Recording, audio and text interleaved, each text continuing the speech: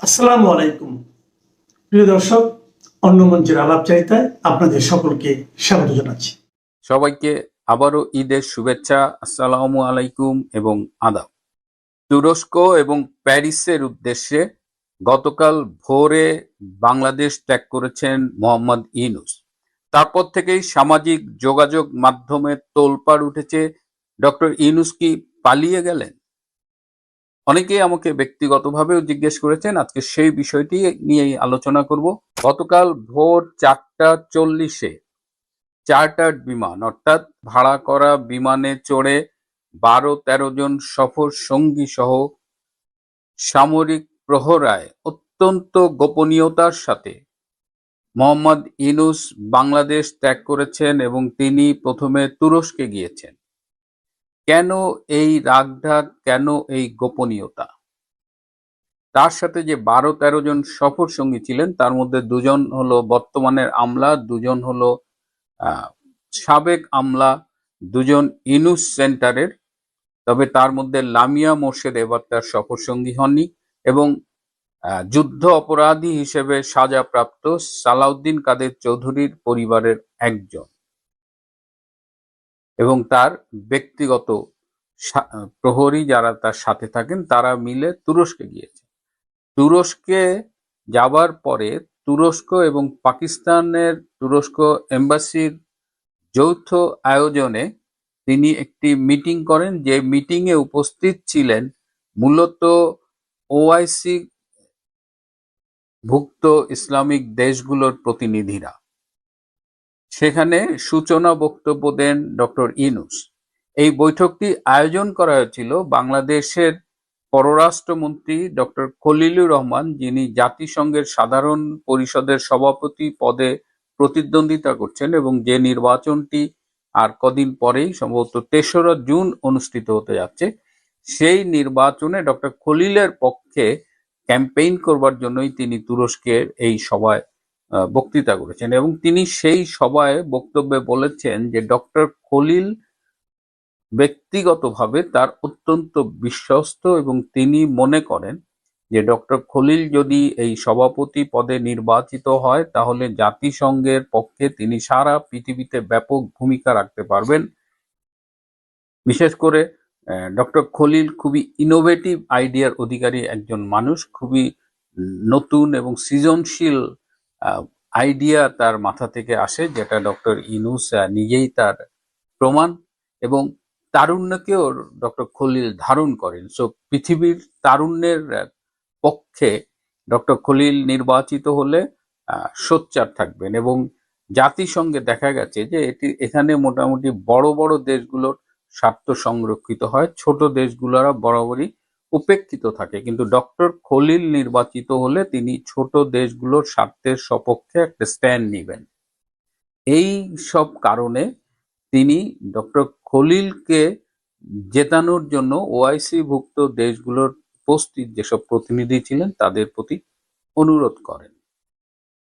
এই যে চার্টার্ড বিমানে তিনি তুরস্ক গেলেন, এটি কিন্তু বাংলাদেশ সরকারের পয়সায় ভাড়া করা।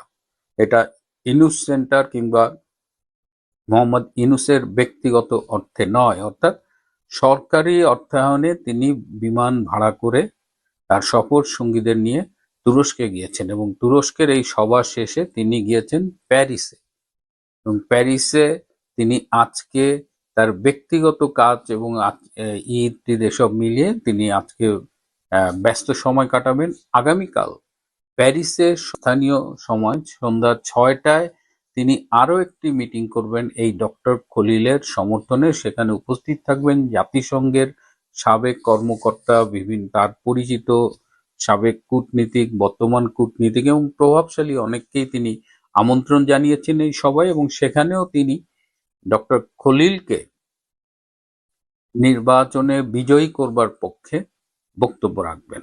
ব্যক্তিগত আলোচনায় ডক্টর ইউনূস বলেছেন যে তিনি ডক্টর খলিলের জয়ের ব্যাপারে শতভাগ আশাবাদী এবং ডক্টর ইউনূস মনে করেন যে ডক্টর খলিল যদি এই পদে জয়লাভ করে তাহলে বর্তমানে বাংলাদেশে অন্তত 2029 পর্যন্ত তাদের নিয়ন্ত্রণ অব্যাহত থাকবে।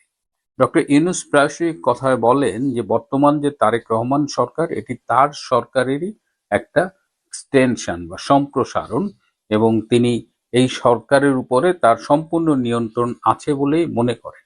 এই যে প্যারিসে তিনি যে বক্তৃতা দেবেন, তুরস্কে যে নিজে বক্তৃতা করলেন, এই দুই জায়গাতেই তিনি বলেছেন ডক্টর খলিলকে নির্বাচিত করতে, এবং তিনি তার নিজের জন্য দোয়া চেয়েছেন, এবং তিনি জাতিসংঘের মহাসচিব পদে আগামীতে নির্বাচন করবেন, এবং তিনি নির্বাচনে বিজয়ী হলে এই অঞ্চলে এবং বাংলাদেশে তাদের যে নিয়ন্ত্রণ বর্তমানে আছে সেটা 2035 পর্যন্ত সম্প্রসারিত হবে, অর্থাৎ 2035 পর্যন্ত বাংলাদেশ তাদের গ্রিপে থাকবে। সো ডক্টর খলিলের জন্য যেমন ক্যাম্পেইন করছেন, তেমন ডক্টর ইউনূস নিজের জন্য ক্যাম্পেইন করছেন, এবং ডক্টর ইউনূস মাল্টিপল অপশন খোলা রেখেছেন। তিনি বাংলাদেশের রাষ্ট্রপতি হবার স্বপ্ন কিন্তু এখনো পরিত্যাগ করেননি। এর পাশাপাশি তিনি জাতিসংঘের মহাসচিব পদে প্রতিদ্বন্দ্বিতা করবার স্বপ্ন এখন দেখছেন। এবং এখন কথা হলো যে ডক্টর খলিলের নির্বাচনী প্রচারের উদ্দেশ্যে গিয়েছেন ডক্টর ইউনূস, তাহলে কেন এই গুঞ্জন উঠছে যে ডক্টর ইউনূস কি পালিয়ে গেলেন, তিনি কি আর দেশে ফিরবেন না? এর অন্যতম একটা কারণ হলো যে তিনি সাধারণত যখন ট্রাভেল করেন, তার যাবার ব্যাপারে ইউনূস সেন্টার থেকে প্রেস রিলিজ দেওয়া হয়, সবাইকে বলা হয় তিনি প্রায় বিদেশে যান এবং তিনি প্রচারের আলোয় থাকতে পছন্দ করেন। এর বাইরেও এবার যে তিনি গিয়েছেন, তিনি সাধারণত তার সাথে অনেক বেশি লাগেজ থাকে না, কিন্তু এবার তিনি ব্যক্তিগত ব্যবহার্য প্রচুর জিনিসপত্র এই ভাড়া করা বিমানে নিয়েছেন এবং গোপনীয়তার মধ্য দিয়ে দেশ ত্যাগ করেছেন। এ কারণেই এই আলোচনাটা উঠেছে যে ডক্টর ইউনূস বোধহয় পালিয়েই গেলেন এবং সহসা তিনি দেশে ফিরবেন না। এবং এর পেছনে যে কারণটা বললাম, যে বর্তমানে যে জিও পলিটিক্যাল সিচুয়েশন, যে আমেরিকা ভারত এদের সম্পর্কের যে নতুন একটা মাত্রা আমরা দেখতে পাচ্ছি, সব মিলিয়ে ডক্টর ইউনূসের জন্য একটা অনিশ্চিত পরিস্থিতি বিরাজ করছে। সো তিনি যেহেতু খুব শিয়ানা মাল, সুতরাং তার এই মুহূর্তে একটু সরে থাকার একটা প্রবণতা থাকতে পারে। যাই হোক, তিনি ফিরবেন কিনা সেটা আমরা তাড়াতাড়ি জানতে পারবো। তবে এই মুহূর্তে তিনি ডক্টর খলিলের ক্যাম্পেইন এবং তার আড়ালে নিজের ক্যাম্পেইন করা নিয়ে ব্যস্ত। তো এই হলো ডক্টর ইউনূসের দেশ ত্যাগ এবং সম্ভাব্য পলায়নের কাহিনী। যে যেখান থেকে দেখছেন, আশা করি সবাই ভালো আছেন। বাংলাদেশের সাথে ভারতের সম্পর্ক নিয়ে আমি বেশ কটি ভিডিও করেছি। আজকের ভিডিও তারই একটি ধারাবাহিকতা। সেটি হচ্ছে বাংলাদেশ নামক রাষ্ট্রের উপরে ভারতের প্রভাব, অথবা ভারতকে কতটা প্রয়োজন অথবা ভারতকে কতটা অপ্রয়োজন, জন্মে এবং মৃত্যুতে, উন্নয়নে এবং ধ্বংসে, বিনোদনে এবং শোকে। এর একটা ধারাবাহিক পর্যালোচনা আমাদের আসলে দরকার। কেন দরকার? আপনি দেখেন যে সূর্য, এই সূর্য থেকে আমাদের এই সৌরজগৎ সৃষ্টি, সূর্যকে কেন্দ্র করে। সৌরজগতের ছোট্ট একটা গ্রহ হচ্ছে আমাদের এই পৃথিবী নামক বাসগৃহটি। এই পৃথিবীর একটি ক্ষুদ্র অংশ হচ্ছে একটি চাঁদ, যার দূরত্ব পৃথিবী থেকে মাত্র 2,38,000 মাইল দূরে। খেয়াল করে দেখেন, পৃথিবী থেকে মাত্র 2,38,000 মাইল দূরে। আর যে সূর্য থেকে আমরা আলো তাপ পেয়ে এই পৃথিবীতে টিকে আছি মানুষ হিসেবে, প্রাণী হিসেবে, সেই সূর্যের দূরত্ব পৃথিবী থেকে 9,30,00,000 মাইল। খেয়াল করে দেখেন, 9,30,00,000 মাইল দূরে হচ্ছে সূর্য, আর চাঁদ হচ্ছে মাত্র 2,38,000 মাইল দূরে। অথচ এই পৃথিবীর যে উত্তর মহাসাগর, দক্ষিণ মহাসাগর, প্রশান্ত মহাসাগর, আটলান্টিক মহাসাগর, এই যে মহাসাগরগুলো রয়েছে, এই মহাসাগরের যে জোয়ার বাটা হয়, আমাদের যে পদ্মা, মেঘনা, যমুনা, মিসিসিপি, মৌসুরি, আপনি যদি বলেন ইয়াংশি কিয়াং, আপনি যদি বলেন সিন্ধু, গঙ্গা, এই সমস্ত নদীতে যে জোয়ার বাটা হয়, এই জোয়ার বাটাতে এই 9,30,00,000 মাইল দূরের সূর্যের যে প্রভাব থাকে, তার চেয়ে শত শত গুণ প্রভাব থাকে চাঁদের, যেটা মাত্র 2,38,000 মাইল পৃথিবী থেকে দূরে। এখন সূর্য অত বড় হয়েও যে সূর্যের বুকে পৃথিবীর সমস্ত মহাসাগরের পানি ঢেলে দিলে 1 ন্যানো সেকেন্ডে সেটি ধোঁয়া হয়ে উড়ে যাবে, সেই রকম ক্ষমতাধর সূর্য এই পৃথিবীর সাগর, মহাসাগর, নদী, নালার উপরে তেমন একটা প্রভাব রাখতে পারে না। আর প্রভাবটা কে রাখে? চাঁদ। এই চাঁদের প্রভাবেই এখানে জোয়ার হয়, এখানে বাটা হয়। অমাবস্যা পূর্ণিমায় জোয়ার বাটা অনেক বেশি পরিমাণে হয়। সূর্যগ্রহণেও জোয়ার বাটাতে প্রভাব পড়ে, কিন্তু চাঁদের যে প্রভাব, সূর্যের সেই প্রভাব পড়ে না। এখন আপনি যদি ভারতকে এটা চাঁদ মনে করেন, যে পৃথিবীর চাঁদ, আর সূর্য হচ্ছে আমেরিকা, তাহলে খেয়াল করে দেখেন ওই জোয়ার ভাটায় এই চাঁদের যে প্রভাব, সেটা কিন্তু আমেরিকার চাইতে শত শত গুণ বেশি। জোয়ার যখন বেশি হয় তখন কিন্তু সমুদ্রের দুকুল প্লাবিত হয়ে অনেক সময় ঝড়, জলোচ্ছ্বাস এবং সুনামি পর্যন্ত হয়ে যায়। তাহলে আপনি ছোট বলে বা কম শক্তিধর বলে, কাছের বলে এটাকে অবহেলা করতে পারবেন না। কেন পারবেন না?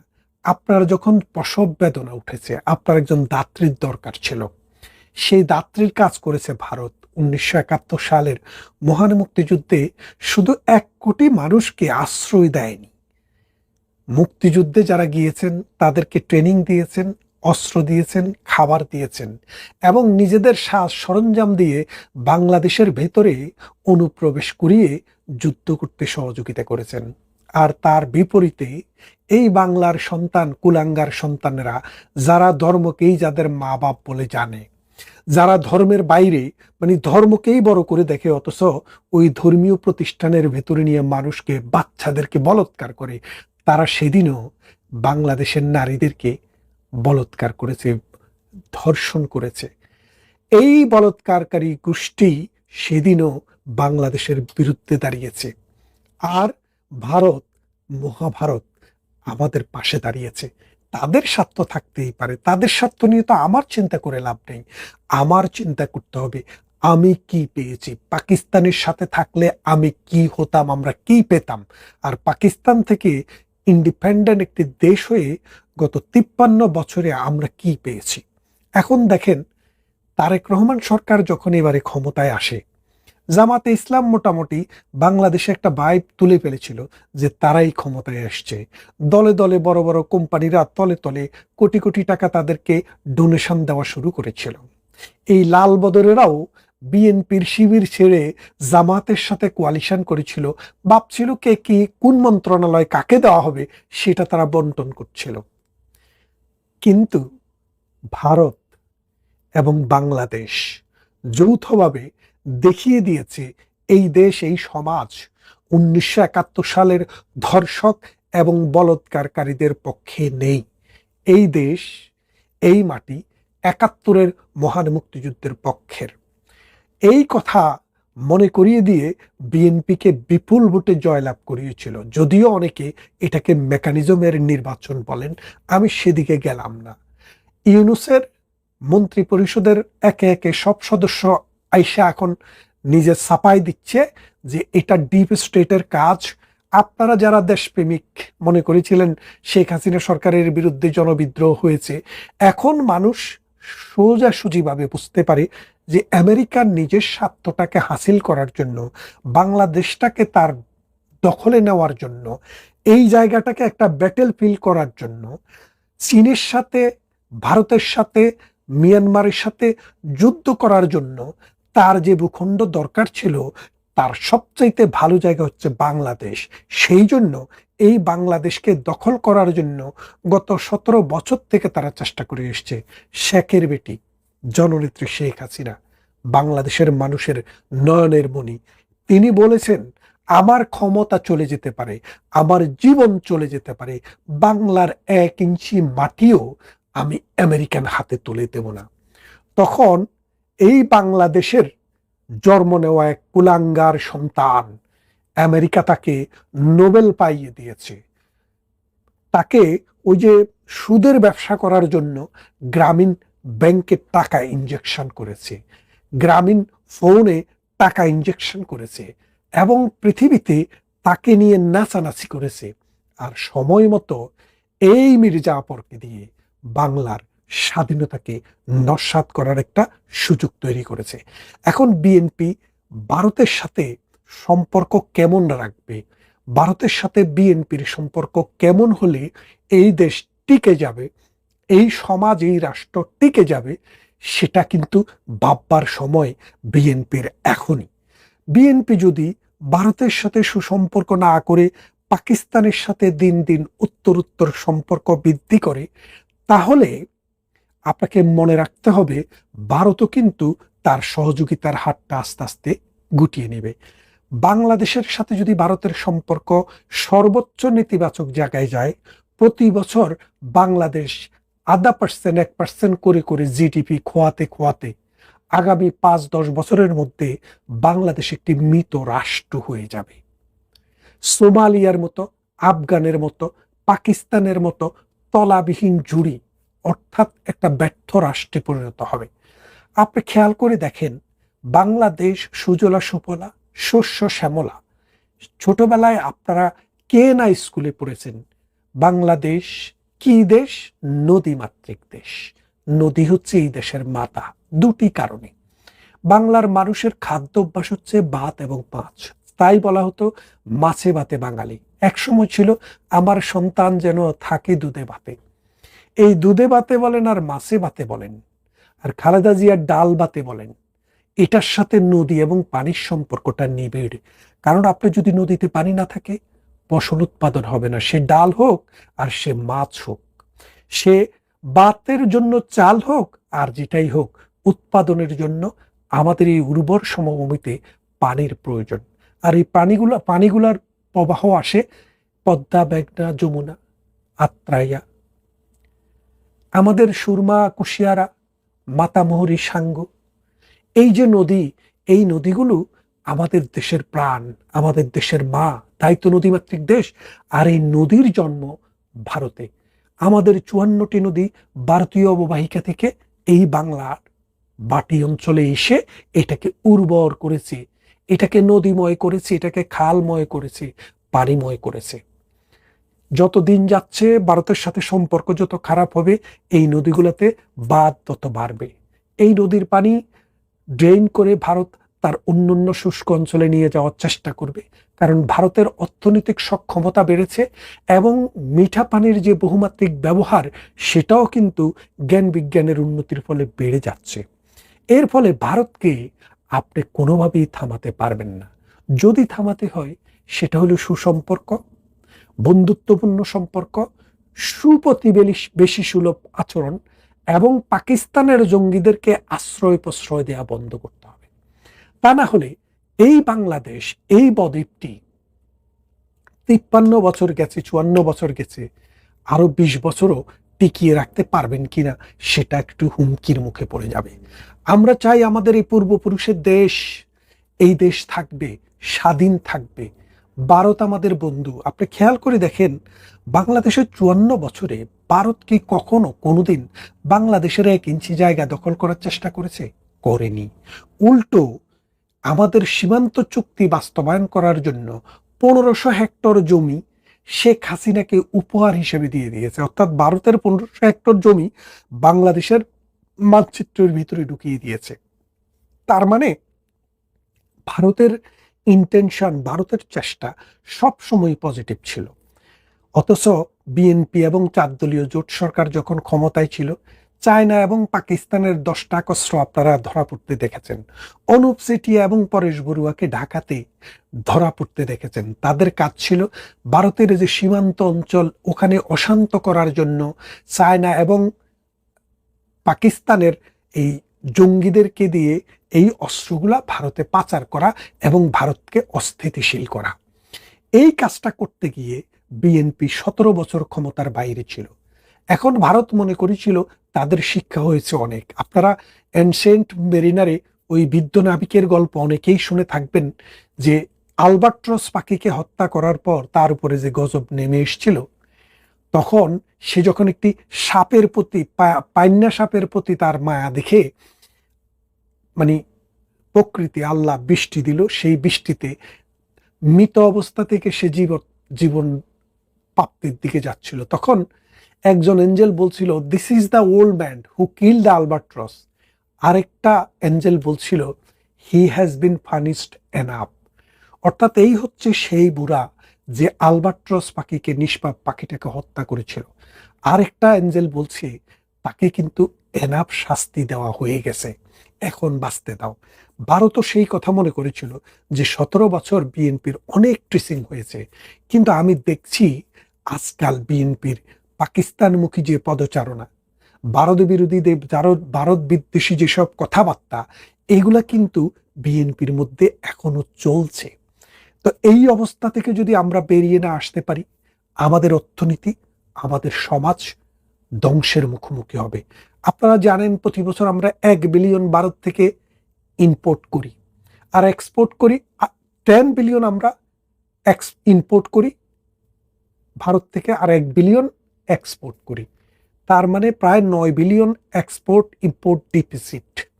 কিন্তু ভারত থেকে যে জিনিস আমরা কিনি সেটা হলো কাঁচামাল। কিসের কাঁচামাল?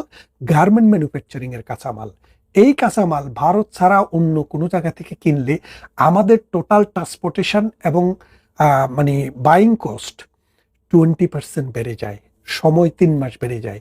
তাহলে আপনি তো ভারতকে দয়া মায়া দেখানোর জন্য কিনছেন না, আপনি 70 বিলিয়ন পৃথিবীর বিভিন্ন দেশে বিক্রি করার জন্য কিনছেন। সেই ভারতে আমাদেরকে যে ফ্যাসিলিটিটা দেয় যে আমরা ট্রান্সশিপমেন্ট করে আমাদের পচনশীল দ্রব্যগুলো, যেমন মাছ, তারপরে মিঠা পানির মাছ এবং বিভিন্ন শাকসবজি, মৌসুমি ফলমূল পৃথিবীর বিভিন্ন দেশে যে আমরা পাঠাই, বাঙালিরা যারা পৃথিবীতে 2 কোটি থাকে, ওটা অনেক সময় ভারতের বন্দরকে আমরা ট্রান্সশিপমেন্ট করে ব্যবহার করে আমরা পাঠিয়েছি। 5 বিলিয়ন প্রতি বছর আমরা ওই লাইন থেকে ইনকাম করেছি। সেই 5 বিলিয়নও এখন আমরা ইনকাম করতে পারছি না। তার মানেটা কি দাঁড়াচ্ছে? আমাদের এই সীমান্তে যদি ভারতের সাথে সম্পর্ক ভালো থাকে, মানুষের জীবন বদলে যায়, মানুষের জীবিকা বদলে যায়, বাংলাদেশের অর্থনীতি ভালো থাকে, নদীতে পানি থাকে, গোয়ালে গরু থাকে এবং মাছ থাকে নদীতে। আর তা যদি না হয়, এই দেশের ভাগ্য সত্যিকার অর্থে খুব খারাপের দিকে যাবে। তাই নিজেদের প্রয়োজনেই ভারতের সাথে একটি ভালো সম্পর্ক তৈরি করা দরকার। তা না হলে আজ কাল পরশু এই বাঘ, এই চন্দ্রের যেভাবে প্রভাব নদীর উপরে, সাগরের উপরে, সমুদ্রের চেয়ে বেশি, ওই আমেরিকার থেকে ভারতের প্রভাব এবং ভারতের প্রয়োজনীয়তা বাংলাদেশের কাছে 1000 গুণ বেশি। এই কথাটা যারা বুঝতে পারবে না তারা অথর্ব, এবং তাদের কারণে এই দেশ হুমকির মুখোমুখি হবে। ভালো থাকবেন। ঢাকা থেকে এক সাংবাদিক বন্ধু 2টি ছোট ছোট ক্লিপ পাঠিয়েছেন। একজন বেসরকারি বিশ্ববিদ্যালয়ের শিক্ষক, তিনি অত্যন্ত জ্ঞান বিতরণ করেন বিভিন্ন সেমিনারে এবং টেলিভিশন টকশোতে। আর একজন আওয়ামী লীগ সরকারের শেষ প্রান্ত থেকে শুরু করে বেশ কিছুদিন যাবৎ টেলিভিশনে তীব্র আওয়ামী বিরোধিতা করার স্বীকৃতি হিসাবে সরকারের প্রতিমন্ত্রী মর্যাদার একটা উপদেষ্টা হয়েছেন। এই দুজনার বক্তব্যের ছোট ক্লিপ। দুজনই শেখ হাসিনা এবং আওয়ামী লীগের ভাগ্য নিশ্চিত করে দিয়েছেন কি হতে পারে, কোনোদিন উঠে দাঁড়াতে পারবে না। বেসরকারি বিশ্ববিদ্যালয়ের শিক্ষক বলেছেন, আওয়ামী লীগ যদি কোনোদিন ঘুরে দাঁড়াতে পারে তাহলে ধরে নিতে হবে তাদের জীবনের যত রাজনীতি, তাদের জীবনের যে ইতিহাস, তাদের যে পর্যবেক্ষণ, তাদের যে অভিজ্ঞতা, এগুলো সব ভুল ছিল। অর্থাৎ যা কিছু অতীতে ভেবেছেন তার জ্ঞান গরিমা সব ভুল। আর একজন বলেছেন, আর যাই হোক, শেখ হাসিনা আর কোনোদিন ফিরে আসতে পারবে না, এটা তার গভীর পর্যবেক্ষণ। এই লাস্ট পর্যবেক্ষণটা যিনি করেছেন, তিনি দালালি করে, আওয়ামী লীগের সমালোচনা করে অতি সম্প্রতি বর্তমান সরকারের প্রতিমন্ত্রী মর্যাদার একটা উপদেষ্টার পদ পেয়েছেন। তার কোনো নির্বাহী ক্ষমতা নাই, তার আছে বক বক করা, টেলিভিশনে অথবা তথ্য অধিদপ্তরে দাঁড়িয়ে সরকারের পক্ষে গুণকীর্তন করা আর আওয়ামী লীগ সহ অন্যান্যদের বিরুদ্ধে গোয়েবলসীয় থিওরিতে বিভিন্ন রকম সমালোচনা করা। শেষোক্ত যে ব্যক্তির কথাটা বললাম, তিনি পেশায় চিকিৎসক। কোথাও রোগী দেখেছেন কিনা আমার ধারণা নাই, তবে আওয়ামী লীগ বিরোধিতা তার যে একটা স্বভাবজাত বৈশিষ্ট্য, এটার পাশাপাশি দেখেছি ব্যক্তি জীবনেও তিনি খুব সুখকর অবস্থায় ছিলেন না। আমি ব্যক্তিগত পর্যায়ে যেতে চাই না। তার স্ত্রী তার বিরুদ্ধে যে জাতীয় অভিযোগ এনেছেন এবং দেশের বাইরে বিভিন্ন অনলাইন অ্যাক্টিভিস্টরা তার সম্পর্কে যে সকল কথা বলেছেন, তার কিছু কিছু শোনার সুযোগ আমার হয়েছে। আমি সে বিষয়ে আলোচনা করব না, তার ব্যক্তি যোগ্যতা অযোগ্যতা সেটা নিয়ে। তবে এই দুইজনের উদ্দেশ্যে বলছি, শেখ হাসিনা এবং আওয়ামী লীগের ভাগ্য গণনা এই জ্যোতিষীর মতো করার আগে নিজেদের ভাগ্য গণনা করুন, নিজেদের যোগ্যতা আগে প্রমাণ করুন। আমি দুজনকে অনুরোধ করব, জনগণের জন্য কাজ করতে পারা না পারার এই থিসিস থিওরি বুলি আওড়াবার আগে জনগণ আপনাদের চায় কিনা দুজনে অন্তত পৌরসভার কোনো কাউন্সিলর অথবা ইউনিয়ন পরিষদের কোনো মেম্বার পদে দাঁড়িয়ে একবার নির্বাচিত হয়ে আসেন। যদি নির্বাচিত হতে পারেন, ইউনিয়নের মেম্বার হন বা পৌরসভার বা সিটি কর্পোরেশনের কাউন্সিলর হন, তখন আমি ধরে নেব যে আপনারা জনপ্রতিনিধি, ওই লেভেলের হলো জনপ্রতিনিধি। তখন ওই জনগণের জন্য আপনার কি করার মতো ক্ষমতা আছে, কি করতে পারেন, সেটা পরীক্ষা নিরীক্ষা দিন। আমার ধারণা ইউনিয়নের চেয়ারম্যান পদেও এই দুজনের একজন নির্বাচন করে হতে পারবেন না। ইউনিয়নের চেয়ারম্যান পৌরসভার কাউন্সিলর হওয়ার যোগ্যতা নাই বলে আমি মনে করি। কারণ জনগণের ভোট পেয়ে, ম্যান্ডেট পেয়ে জনপ্রতিনিধি হওয়া অত সহজ না। রাজনীতিতে কচ্চানো খুব সহজ। বাংলাদেশের রাজনীতির আমার ছোটখাটো পড়াশুনো করা আছে। যারা বস্তায় বস্তায় বই লিখে থিওরি আউড়িয়েছেন, কেউ বলেছেন মুৎসুদ্দি, কেউ বলেছেন পেটি বুর্জুয়া, কেউ শ্রেণী শত্রু, কেউ শোষণহীন সমাজ কায়েম করবেন, কেউ শ্রেণী শত্রু খতম করবেন, কেউ নকশালবাড়ি স্টাইলে মানুষ খুন করেছেন, কেউ উগ্রতা দিয়ে অতি আধুনিক সমাজতন্ত্র কায়েম করতে চেয়েছেন, কেউ বিদেশি মডেলের সমাজতন্ত্র কায়েম করতে চেয়েছেন, কেউ চীনের সমাজতন্ত্র, কেউ মার্শোতিকের চিন্তাধারা, কেউ ট্রটস্কির চিন্তাধারা, কেউ মার্কস লেনিনের চিন্তাধারা, কেউ বা ইসলামী জাহানের বিভিন্ন চিন্তাধারা, কেউ ইরানের খোমেনির চিন্তাধারা, নানা রকম তত্ত্ব দিয়েছেন, বই লিখেছেন, অনেক জ্ঞান বিতরণ অনেক করেছেন। সেই জ্ঞানীরা বাংলাদেশের বাঙালি জাতির জন্য ন্যূনতম কিচ্ছু দিয়ে যেতে পারেন নাই। কেউ কেউ টুকটাক কিছু পেয়েছেন, সেটা কখনো আওয়ামী লীগের বদন্যতায়, কখনো সামরিক শাসন থেকে যেসব দল হয়েছে তাদের বদন্যতায়, নিজেদের যোগ্যতায় কিছু না। এই বুলি আওড়ানো, থিসিস ঢালা, তত্ত্ববাণী প্রচার করারা স্বাধীনতার লাল সূর্য এটা অর্জনে কিছু করতে পারেন নাই। বেশি তত্ত্ব দেননি, বাঙালি জাতিকে স্টাডি করতে পেরেছেন যিনি, তিনি বঙ্গবন্ধু। যিনি বাঙালি জাতির মনকে বুঝতে পেরেছিলেন, যিনি কৃষক, শ্রমিক, মেহনতি মানুষ, মধ্যবিত্ত, নিম্ন মধ্যবিত্ত, ধনী সকল শ্রেণীর মানুষের চাহিদা বুঝেছেন। গ্রামের চাহিদা বুঝেছেন, নগরের চাহিদা বুঝেছেন, কেন্দ্রের চাহিদা বুঝেছেন, শ্রমিকের চাহিদা বুঝেছেন, বিপন্ন মানুষের কথা ভেবেছেন। সেই বঙ্গবন্ধুই কিন্তু বাংলা ভাষাভাষী বাঙালিদেরকে বাঙালি জাতীয়তা বোধে উদ্বুদ্ধ করে, জাতিগত একটা ঐক্যের প্ল্যাটফর্ম করে, তাদের অধিকার আদায়ের জন্য তাদের ইস্পাত কঠিন ঐক্য গড়ে দিয়ে মহান মুক্তিযুদ্ধের মধ্য থেকে বাংলাদেশকে স্বাধীন করে দিয়েছিলেন। বঙ্গবন্ধুকে হত্যার পরে নানা তত্ত্ব কথা, বঙ্গবন্ধু ব্যর্থ, তার যোগ্যতা নাই, কত কথা শুনেছি। যারা ক্ষমতা আসলেন তারা জাতিকে কি দিয়েছেন প্রশ্ন করুন তো। অসাম্প্রদায়িক বাংলাদেশটাকে তারা ধরে রাখতে পেরেছিলেন? না। অপরাধীদের অভয়ারণ্য করার জন্য খুনি, অপরাধী, সন্ত্রাসীদের ইনডেমনিটি দিয়েছিলেন। দেশের সর্বোচ্চ আইন ধ্বংস করা ব্যক্তিদেরকে পরিত্রাণ দেওয়ার জন্য ইনডেমনিটি অর্ডিন্যান্স করেছিলেন। সংবিধানে ৫ম এবং ৭ম সংশোধনী পাশ করে অবৈধ ক্ষমতা দখলকে বৈধতা দিয়েছিলেন। বলুন তো, আওয়ামী লীগের ৭৭ বছর ইতিহাসে একবারও আওয়ামী লীগ অসাংবিধানিক উপায়ে বা ভোটের প্রক্রিয়ার বাইরে কোনোদিন ক্ষমতা এসেছে? জবাব দিতে পারবেন না, কোনোদিন আসে নাই। আওয়ামী লীগের সময় বিভিন্ন ভোট নিয়ে অনেক আলোচনা বিতর্ক হতে পারে, দ্যাট ইজ ডিফারেন্ট থিং, কিন্তু কোনোভাবে অস্ত্রের মুখে অথবা সাংবিধানিক ব্যবস্থাকে এড়িয়ে ক্ষমতা এসেছে আওয়ামী লীগ? কোনোদিন না।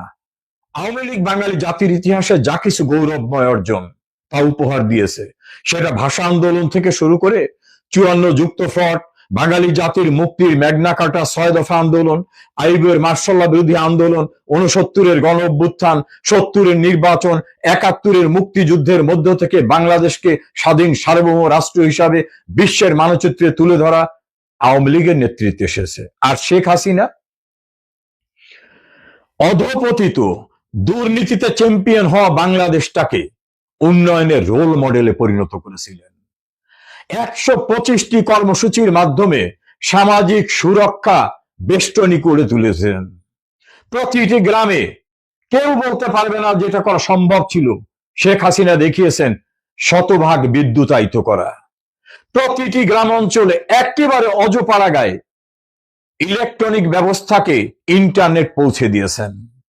গ্রাম অঞ্চলের উন্নয়ন, রাস্তাঘাট, শিক্ষা প্রতিষ্ঠান, অবকাঠামো উন্নয়ন, ধনী দরিদ্রের ব্যবধান দূর করা, গৃহহীন মানুষদেরকে সরকারি জায়গায় ঘর করে দলিল করে মালিকানা নিশ্চিত করে দেওয়া। কি করেন নাই তিনি? বিধবা ভাতার থেকে শুরু করে প্রতিবন্ধী ভাতা, মুক্তিযোদ্ধা ভাতা, কি করেন নাই তিনি? কে ছিল তার উন্নয়নের সুযোগ থেকে বঞ্চিত? একটা উদাহরণ, এবং সেটা দলগতভাবে না, দল মত নির্বিশেষে সকলকে। নারী শিক্ষায়, নারীর ক্ষমতায়ন করায় বাংলাদেশের ইতিহাসে শেখ হাসিনা যা করেছে, এই 55 বছর ইতিহাসে কেউ দেখাতে পারবেন সেটা করা সম্ভব হয়েছে? আমি অন্ধ না, শেখ হাসিনার শাসনামলে ত্রুটি বিচ্যুত ছিল না, একথা একবারও বলবো না, কিন্তু একথা কি অস্বীকার করা যাবে? বাংলাদেশে কেউ ভেবেছিল নিজের অর্থে পদ্মা সেতু হবে? কেউ ভেবেছিল বাংলাদেশে মেট্রো রেল হবে? কেউ ভেবেছিল সিঙ্গাপুরের চাঙ্গি এয়ারপোর্টের মতো বাংলাদেশের বিমানবন্দরে 3rd টার্মিনাল হবে? কেউ ভেবেছিল এলিভেটেড এক্সপ্রেসওয়ে হবে? কেউ ভেবেছিল কর্ণফুলী নদীর নিচ থেকে টানেল হবে? কি করে নাই শেখ হাসিনা? বাংলাদেশটাকে কোথায় নিয়ে আসছে? ইন্টারন্যাশনাল কমিউনিটি বলেছে বাংলাদেশ হয়েছে উন্নয়নের রোল মডেল। শেখ হাসিনাকে বলা হয়েছে উন্নয়নের জাদুকর। কেউ ভেবেছিল 71-এর ভয়াবহ অপরাধকারীদের বিচার করা যাবে? তাদের পরিত্রাণ দেওয়া হয়েছিল। শেখ হাসিনা তাদের বিচার করে দেখিয়েছেন আইনের ঊর্ধ্বে কেউ না।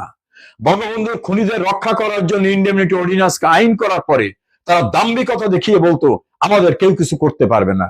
শেখ হাসিনা দেখিয়েছেন না, অপরাধীদের পরিত্রাণ হয় না, বিচার হয়। তাদের দর্প চূর্ণ করে দিয়েছেন। আজ বাংলাদেশের মানুষ বলছে শেখ হাসিনাই ভালো ছিল। তারা বলছে রাস্তার পাশে সবজি বিক্রেতা নারী, রিক্সা চালক, কলকারখানার শ্রমিক থেকে শুরু করে প্রত্যেকেই বলছে শেখ হাসিনার সময় নিরাপদ ছিলাম। তার সময় নারীর সম্ভ্রম নিরাপদ ছিল। তার সময় অন্ন, বস্ত্র, বাসস্থান, চিকিৎসা, শিক্ষার ব্যবস্থা ছিল। তার সময় আইন শৃঙ্খলা পরিস্থিতি ছিল। তার সময় অর্থনীতি ঘুরে দাঁড়িয়েছিল। তার সময় ইন্ডাস্ট্রির বিকাশ হয়েছিল। আজকে 200-র উপরে ইন্ডাস্ট্রি বন্ধ হয়ে গেছে। তার সময় কেউ আইন হাতে তুলে নিতে পারত না। আজ কোথায় বাংলাদেশ? এই যে দুই পণ্ডিত শেখ হাসিনা এবং আওয়ামী লীগের ভবিষ্যতের কথা বললেন, শেখ হাসিনা এবং আওয়ামী লীগকে স্টাডি করার যোগ্যতা আমি দুঃখের সঙ্গে বলবো আপনার এবং যাদের পদলেহন করেন, যাদের তল্পি বহন করেন, তাদের বাপ দাদারও নাই, তাদের 14 পুরুষের নাই। আমি তো বললাম ইউনিয়ন পরিষদের মেম্বার, পৌরসভার কাউন্সিলর হয়ে আগে প্রমাণ করেন আপনাকে কজনে চায়। টেলিভিশন এবং সেমিনারে গিয়ে জ্ঞান গর্ব, জ্ঞান পাপীর মতো মিথ্যাচার করে ক্ষমতাসীনদের আশীর্বাদ, উচ্ছিষ্ট ভোগ করা যাবে। এই উচ্ছিষ্ট কিন্তু অনেক পরিবারের খাবারের উচ্ছিষ্ট বাইরে দিয়ে দেওয়া হয়, সেখানে কিন্তু নানা রকম জীবজন্তু পাখি এসে খায়। আপনারা হচ্ছেন উচ্ছিষ্ট ভোগী। সেটা গন্ধ হোক, পচা জিনিস হোক, উচ্ছিষ্ট ভোগীদের দ্বারা শেখ হাসিনা এবং আওয়ামী লীগের ভাগ্য নির্ধারিত হয় না। শেখ হাসিনার ভাগ্য নির্ধারিত মানুষের ভালোবাসায়, আওয়ামী লীগের ভাগ্য নির্ধারিত হয়েছে সামরিক শাসক জেনারেল আইয়ুব খান, ইয়াহিয়া খান, টিক্কা খান, জেনারেল এরশাদ, জেনারেল জিয়া সহ অনেককে চ্যালেঞ্জ করে বাংলাদেশকে আজকের এই পর্যায়ে নিয়ে আসা। শেখ হাসিনার চ্যালেঞ্জ হচ্ছে 2004 সালের 21 আগস্ট তাকে হত্যার চেষ্টা করার প্রচেষ্টা সহ 19 বার হত্যা চেষ্টার ঘটনায় আল্লাহ তাকে রক্ষা করে বাঙালি জাতির মঙ্গল, কল্যাণ, দেশের উন্নয়নে তাকে নিয়োজিত করা, তাকে আত্মোৎসর্গ করার মধ্য থেকে আপনারা শেখ হাসিনা আওয়ামী লীগের ভাগ্য নির্ধারণে যে জ্যোতিষী, যে গণক, নিজের ভাগ্য নির্ধারণ করেন। কে কি পেয়েছেন, পরের দয়ায়, অনুকম্পায় উচ্ছিষ্ট ভোগ করা ছাড়া আর কি পেয়েছেন, হিসাবটা করে কথা বলবেন। আওয়ামী লীগকে কথা বলার মতো, আওয়ামী লীগের সমালোচনা করার মতো অধিকার থেকে আমি আপনাদের নিবৃত করার কথা বলবো না। আগে বলবো, আওয়ামী লীগ সম্পর্কে স্টাডি করেন, আওয়ামী লীগের ধারাবাহিক ইতিহাস জানেন, গৌরবময় ঐতিহ্য জানেন, আওয়ামী লীগের অর্জন সম্পর্কে জানেন, আওয়ামী লীগের অবদান সম্পর্কে জানেন, তারপর সমালোচনা করবেন। আপনাদের মতো ভণ্ডদের, জ্ঞান পাপীদের দ্বারা মাঝে মধ্যে জাতি বিভ্রান্ত হলেও আবার ঘুরে দাঁড়ায়। পাকিস্তানের দালালরাও কিন্তু এমন জ্ঞান বিতরণ করত। বাংলাদেশের 2 সামরিক শাসকদের দালালি করতে গিয়েও কিন্তু কিছু বাম, কিছু ডান, নানা রকম ব্যক্তিরা দালালি করে উচ্ছিষ্ট ভোগ করেছেন। শেষ রক্ষা হয়নি। শেখ হাসিনা, আওয়ামী লীগ তার ঋত গৌরব পুনরুদ্ধার করবে, এটা সময়ের ব্যাপার মাত্র। যে সমস্ত ভাবির পোলারা আর আমার ভাতিজারা, ভাবির পোলারা, ভাবির মাইয়ারা, সেই বীর জামাত পেয়ারা পাকিস্তানের কথায় কথায় কইতো না গরু জবাই দিবে, জবাই দিবে, জিয়াফত দেবে। বামেরাও, চিঙ্গু বামেরাও জিয়াফত, গরু জবাই করবে। প্রথম আলো অফিসে করে নাই, তারপরে তারা গরু জবাই করে ঢাকা বিশ্ববিদ্যালয়ে আসে গরু জবাই করে দাওয়াত দিয়েছে, করে নাই? তো কেন দিয়েছিলেন? হিন্দুরা যাতে আহত হয়, ভারত যাতে আহত হয়, তাই না? বোঝা গেল যে আমেরিকার নাম শুনলে সবার বিচি কাঁধে উঠে যায়, ওটা প্যান্টের নিচে থাকে না, ওটা কাঁধে উঠে যায়। শুধু একটা গরুর নাম দিয়েছে ট্রাম্প, আর মুরদে কোলাইলো না জবা করতে। বুঝতে পারছেন তো? কিন্তু নরেন্দ্র মোদী যদি গরু রাখতো ওইটাকে কিন্তু আর সেভ করতো না। যদি অমিত শাহ লিখতো গরুর নাম তাহলে কিন্তু সেভ করতো না। যদি শুভেন্দু অধিকারী তার নামে রাখতো ওটা কিন্তু সেভ করতো না। যদি গরুর নাম শেখ ফরিদ রাখতো তাও কিন্তু সেভ করতো না। ডোনাল্ড ট্রাম্প লেখার পরে সবার হলকুম কাঁপে গেছে। এইবার এই ধরেন একটা গরুর নাম নরেন্দ্র মোদী রাখছে, অমিত শাহ রাখছে, বা বাল থেকারা রেখেছে, বা ও শুভেন্দু অধিকারী রেখেছে। সেই গরু জবাইয়ের যদি এই নিউজ হইতো, এতক্ষণ মিছিল শুরু হইতো, আর 100 গরুর নাম দিত নরেন্দ্র মোদী, অমিত শাহ, তার শুভেন্দু অধিকারী, বাল থেকারের নাম দিত, দিয়া সেটাকে জবাই করতো কমপক্ষে 100। আর ট্রাম্পের নাম দিছে, হলকুম শুকিয়ে গেছে খোদ স্বরাষ্ট্রমন্ত্রীর। সব মুসলমান এইবার, এই জন্যই আমি বলি মুসলমান। কালকে নাকি পরশু কার জন্য ভিডিও শুনলাম, ভারতের কোন মৌলবীর, প্রখ্যাত মৌলবী, সে আবার বিজেপির কঠোর সমালোচক, তিনি বলেছেন মুসলমানরা আল্লাহরে ডরায়। এটা কে বলে? মুসলমান আল্লাহ ডরায় না। মুসলমান আল্লাহরে ডরাইলে তো এত অন্যায় করতো না। মুসলমান ডরাইলো লাঠি, মুসলমান ডরায় অন্য কিছু। মুসলমান এই যে বাংলাদেশের মুসলমান কিরকম ডরায়, গরুর নাম ট্রাম্প লিখছে আর জবাই করে মুরদে কোলাইলো না। মুসলমান বলে আল্লাহরে দেখে ডরায়, মুসলমান আসলে আমেরিকা দেখে ডরায়, মুসলমান নাকি আল্লাহ দেখে ডরায়। মিথ্যা কথা। মহিষ কিন্তু এটা, জি জি জি, সেই মহিষ হইতো।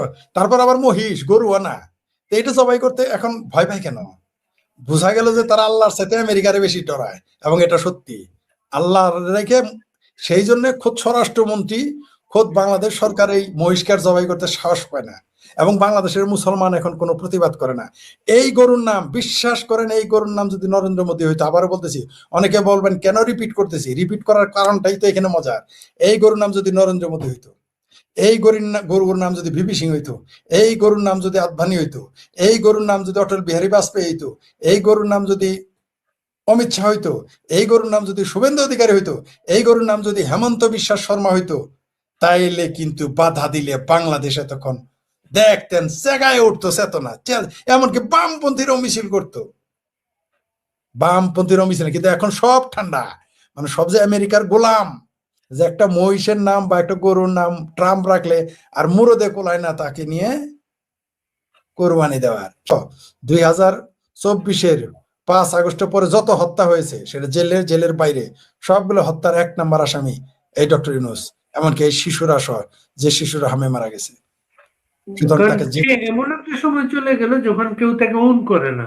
সবাই বলতেছে ওই কিচেন ক্যাবিনেটে আমি ছিলাম না, ওইখানে আমি ছিলাম না, ওই সিদ্ধান্তে আমি জানতাম না। সবাই একজন একজনকে বলা শুরু করছে সেটা। এবং কয়দিন পরে যারা এখন না, কয়দিন পরে এরা বাপের নাম অস্বীকার করে বলবে, বাপের নাম বলবে শেখ মুজিবুর রহমান, এটা বলবে। দেখেন আপনি, এই যারা এখন বলতেছে না কিচেন ক্যাবিনেটে নাই, এরা যখন আওয়ামী লীগ ফিরে আসবে বলবে তোমার বাপের নাম কি আসিফ নজরুল, বঙ্গবন্ধু শেখ মুজিবুর রহমান। ডারবি নাসির, তোমার বাপের নাম কি, বঙ্গবন্ধু শেখ মুজিবুর রহমান। যদি বলে মাহফুজ গালফোলা নাহিদ বাবা, তোমার বাপের নাম কি, বলবো যে বঙ্গবন্ধু শেখ মুজিবুর রহমান। কারণ জানে এরা বাপের নাম ভুলে যাবে।